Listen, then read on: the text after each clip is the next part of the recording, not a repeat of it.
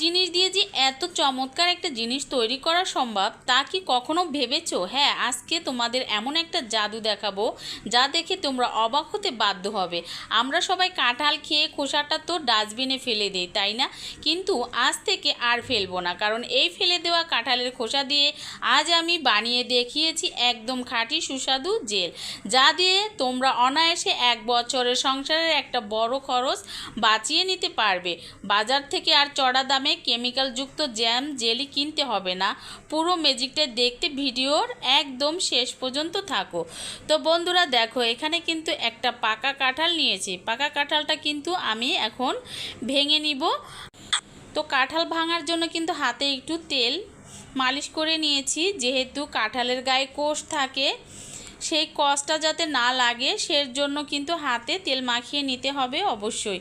তো দেখো কাঁঠালটা কিন্তু ভেঙে নিচ্ছি।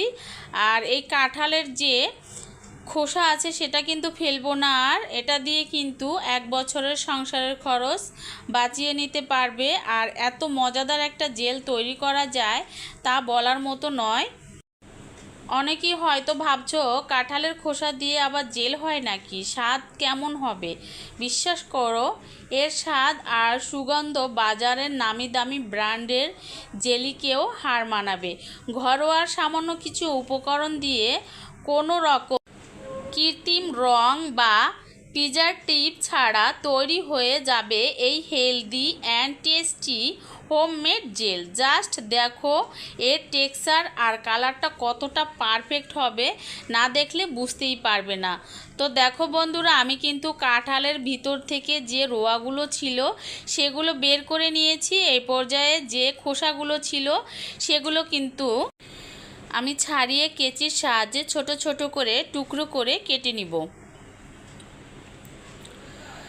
তো কারা কারা এরকম কাঁঠালের খোসা দিয়ে জেল তৈরি করে খেয়েছো অবশ্যই কমেন্টের মাধ্যমে জানাবে। তো আমি কিন্তু এই জেলটা কখনো ট্রাই করি নাই। তো আমার সিনিয়র আপুরা অনেকেই এই জেলটা তৈরি করেছে, আমার কাছে অনেক ভালো লেগেছে ভিডিওটা। আর দেখতে অনেক সুন্দর হয়েছিল, মনে হচ্ছে খেতেও কিন্তু অনেক মজাদার, তাই আমিও ট্রাই করে ফেললাম।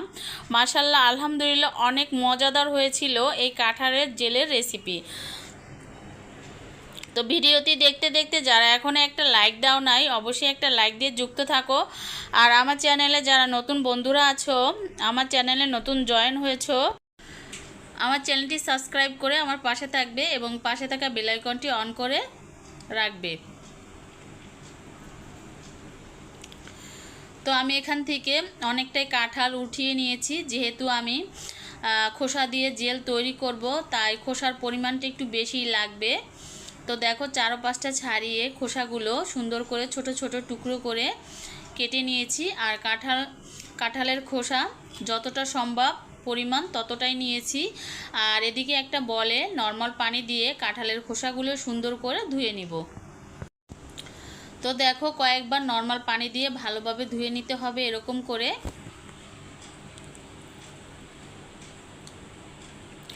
তারপরে চলে আসলাম চুলায় একটা বড় ডেক্সি বসিয়ে দিয়েছি, আর এটার মধ্যে কাঁঠালের খোসাগুলো দিয়ে দিলাম। তো এক এক করে খোসাগুলো আমি ডেক্সির মধ্যে দিয়ে দিব। তারপরে এখানে 1 কাপ পরিমাণের থেকে একটু বেশি পানি দিয়ে ঢাকনা দিয়ে ঢেকে প্রায় 20 মিনিটের মতো জাল করে নিব। মানে এখানে আমি 1.5 কাপ পরিমাণে পানি নিয়েছি। আর একদম মিডিয়াম আঁচ করে আমি এই কাঁঠালের খোসাগুলো প্রায় 10 মিনিটের মতো জাল করে নিতে হবে। 10 থেকে 20 মিনিটের মতো জাল করে নিলেই হবে। আর দেখেই বুঝতে পেরেছো আস্তে আস্তে কিন্তু একটা কাঁঠালের যে একটা রস ভিতরে সেটা কিন্তু বের হয়ে এসেছে পানির মধ্যে। আর এখন কিন্তু আমি এই কাঁঠালের যে খোসাগুলো সেদ্ধ হয়ে গিয়েছে, এখন এখান থেকে তুলে নিব।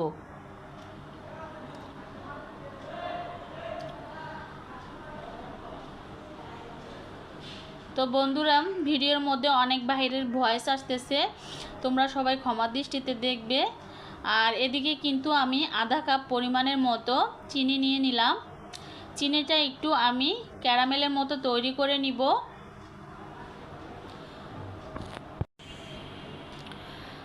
তো মিডিয়াম আঁচ করে কিন্তু আস্তে আস্তে চিনিটা গলিয়ে নিতে হবে আর একটু লালচে লালচে ভাব করে নিব। আর এই তো যে কাঁঠালের খোসা সিদ্ধ করে নিয়েছিলাম সেই পানিটা ছাঁকনির সাহায্যে ছেঁকে নিয়েছি। তো নেড়ে চেড়ে লো মিডিয়াম আঁচ করে কিন্তু আমি এখানে চিনিটা গলিয়ে একদম লাল লাল করে ক্যারামেলের মতো তৈরি করে নিব।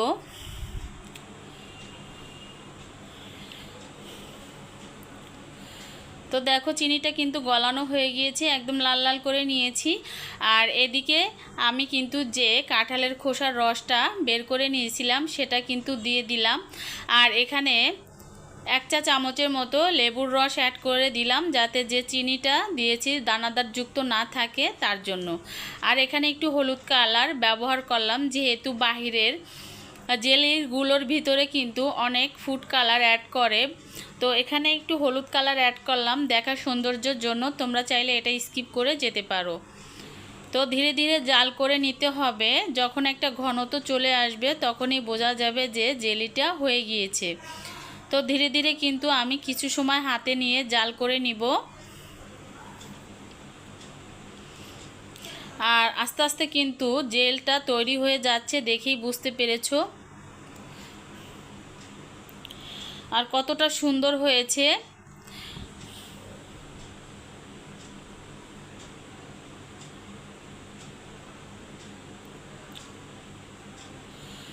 তো দেখো একদম ঘনত্ব চলে আসতেছে কিন্তু।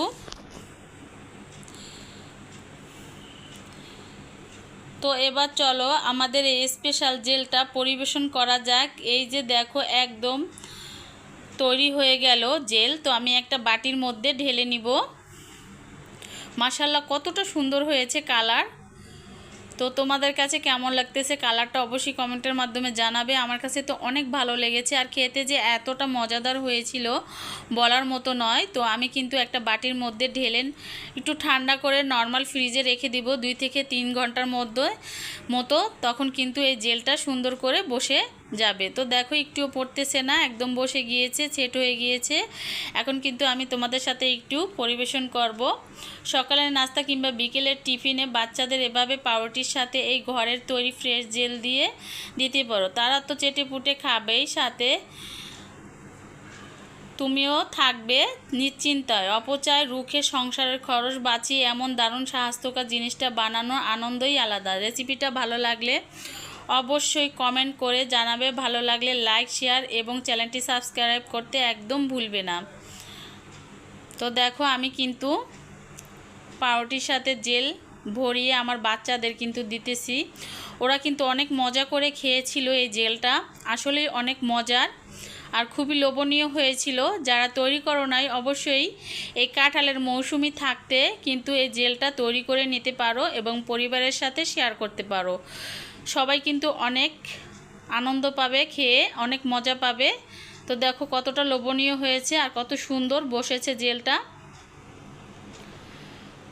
তো ভিডিওটি কেমন লাগলো অবশ্যই জানাবে। আজ এই পর্যন্তই। সবাই ভালো থাকো, সুস্থ থাকো এই কামনা করি। আল্লাহ হাফেজ। আসসালামু আলাইকুম।